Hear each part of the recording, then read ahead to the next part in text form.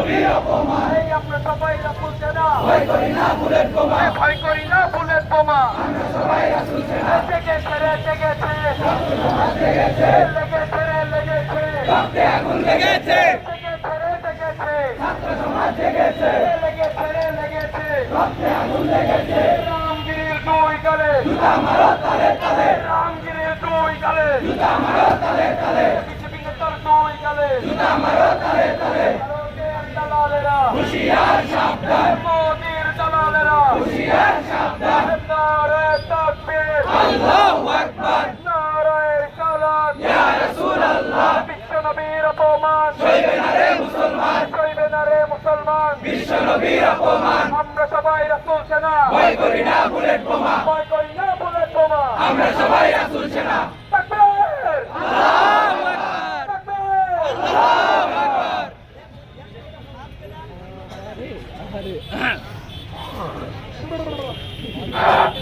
আসসালামু আলাইকুম আপনারা সবাই অবগত আছেন যে ভারতের রামগিরি এবং বিএনপির নেতা আমাদের প্রিয় নেতা হযরত মুহাম্মদ সাল্লাল্লাহু আলাইহি ওয়াসাল্লামকে কটূক্তি করে অপমান করা হয়েছে। আমরা মুসলমান জাতি যতদিন এক ফোঁটা রক্ত থাকা পর্যন্ত এই অপমান মেনে নিব না। আমাদের বুকের তাজা রক্ত মিলিয়ে দেব।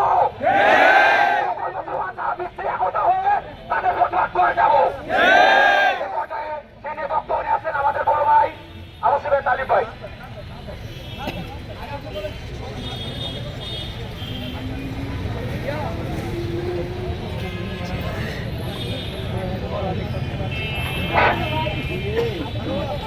প্রিয় সহযোদ্ধা ভাই বোনেরা ভাইয়েরা, আপনারা সবাই অবগত আছেন যে আমাদের প্রাণের নবী হযরত মুহাম্মদ সাল্লাল্লাহু আলাইহি সাল্লামকে ভারতের কূটনীতিকারী দালালেরা অপমান করেছে এবং কটূক্তি করেছে।